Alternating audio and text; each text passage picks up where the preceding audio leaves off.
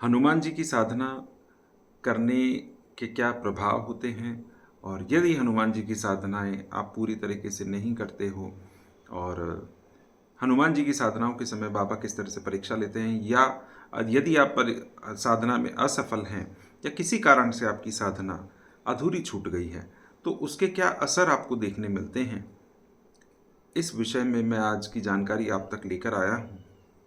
जय महाकाली, हर हर महादेव। आप सभी तक जो ये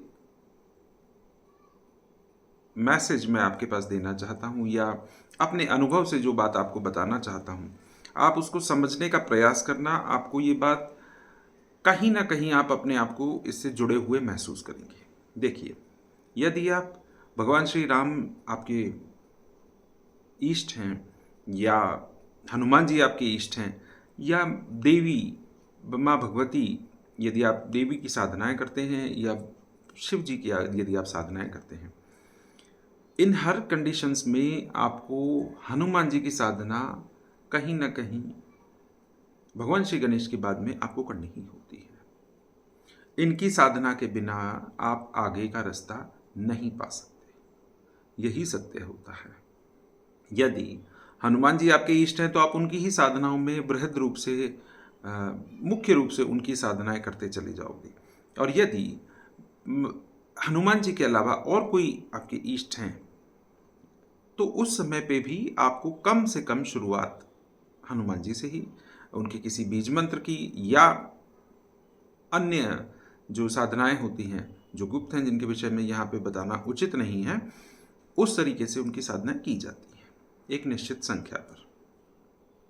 अब यदि आपके इष्ट प्रभु श्री हनुमान जी नहीं है, और आपके इष्ट कहीं कोई और है, जैसे माँ भगवती आपकी इष्ट हैं, या भगवान शिव आपके इष्ट हैं, और आप हनुमान जी की साधना जब आप करते हो तो आप उस साधना को पूर्ण नहीं कर पाते हो, या किसी भी परिस्थिति की वजह से यदि आपकी कोई भी साधना हनुमान जी की उठाई हुई आपकी अधूरी रह गई है, उस समय पे उस अधूरी साधना का क्या परिणाम आपको देखना होता है, ये मैं आपको बताता हूँ। ये मेरे निजी अनुभव, और जो मैंने अब तक में अपने अनुभव से औरों के साथ होते हुए देखा है, मैं आपको उसी के संदर्भ में आप सबका संज्ञान दे रहा हूँ। कहीं ना कहीं आप सभी लोग इससे जुड़े हुए अपने आप को महसूस करेंगे। देखिए, हनुमान जी बहुत ही सौम्य देवता हैं, ये बात सत्य है, और हनुमान जी सबके साथ में मिल के रहते हैं, और सभी जगह पे आपके साथ खड़े होते हैं। हनुमान जी का जिस तरह से व्यवहार है, और जिस तरह से जो उनके विषय में हम जानते हैं कि बहुत ही चंचल स्वभाव के हैं, बहुत मधुर और मिलनसार हैं, इसी तरह का हंसी मजाक वाला स्वभाव भक्तों का भी होता ही है। अब यदि आप उनकी साधनाएं कर रहे हो, तो वो आपके साथ में कई तरह से आपको ये अनुभव देते हैं कि जो उनका स्वभाव है वो वैसा का वैसा आपको अनुभव देखने भी मिलता है। हनुमान जी ही एक ऐसे देवता हैं जिनके अनुभव आपको बहुत ही प्रत्यक्ष और साक्षात देखने मिल सकते हैं। इन्हीं के जो वानर स्वरूप में इनके दर्शन आपको मिलते ही मिलते हैं।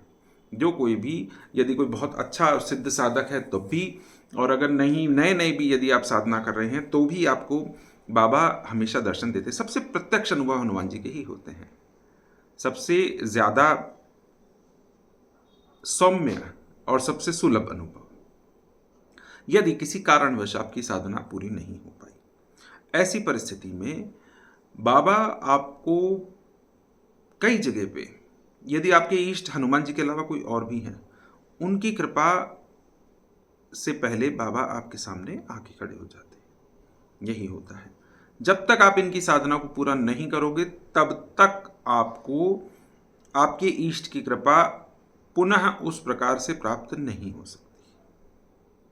यदि देवी माँ आपकी इष्ट है, या भगवान श्री राम आपके इष्ट है, या शिव जी आपके इष्ट हैं, तब भी जब तक आप बाबा की साधना को पूर्ण नहीं कर लेते, तब तक आपको उस ऊर्जा की प्राप्ति आपके उस कृपा की प्राप्ति आपको वापस नहीं होगी। यदि इनकी साधना में भूल हो जाए, यदि आप इनकी साधनाओं में ब्रह्मचर्य या सात्विक रहने के स्थान पर आप मांसाहार का प्रयोग यदि करें या आपका ब्रह्मचर्य खंडित हो जाता है, तो उस परिस्थिति में आपको उसके दुष्परिणाम, आपके काम धंधे की रुकावट, आपके शरीर में भारी बीमारी, कई तरह के रोग, झगड़ा और इन सब तरह के देखने मिल सकते हैं। यदि आप हनुमान जी की उपासना आपने की है या यदि आप करते हैं, मंगलवार और शनिवार के परहेज यदि आप नहीं करते हैं, तब भी आपको उसके दुष्परिणाम देखने मिल सकते हैं।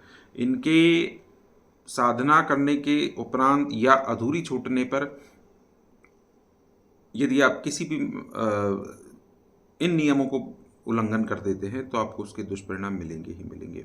साधना अधूरी छूटने पर आपके काम धंधे की रुकावट आपको मिलती ही मिलती है। यदि आप इनकी साधना, और ऐसा नहीं है कि ये कोई गलत चीज़ है, नहीं, वो आपको कहीं ना कहीं उस तरफ प्रेरित भी करते हैं कि आप उस साधनाओं को पूर्ण करो। कहीं ना कहीं ये पाठ हमारे लिए पढ़ना बहुत ज़रूरी होता है। वो छोटे छोटे इशारे आपको देकर उस तरफ में वापस आपका ध्यान आकर्षित करते हैं, बढ़ावा भी देते हैं। तो आगे पूर्ण रूप से उसको अग्रसर भी हमें वही करते हैं, परंतु अधूरा छूटने पर ये सब परिणाम निकल सकते हैं।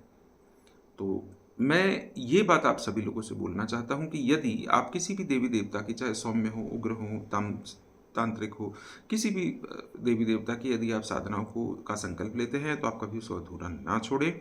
किसी भी परिस्थिति में आप उसको पूर्ण करें। यदि आपसे कोई भूल ऐसा हो गई है, तो उसके बाद क्षमा प्रार्थी होकर वापस उसे सवाया करके उसकी साधनाओं को पूर्ण करो। यही एक मार्ग होता है। इनके यम नियमों का आपको पालन करना ही करना होता है।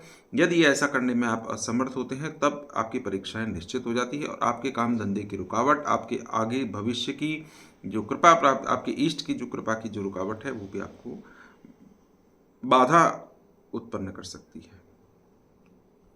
यदि आप इसी तरह की जानकारी चाहते हैं, तो आप इस चैनल पर जुड़े रहें। जय महाकाली, हर हर महादेव।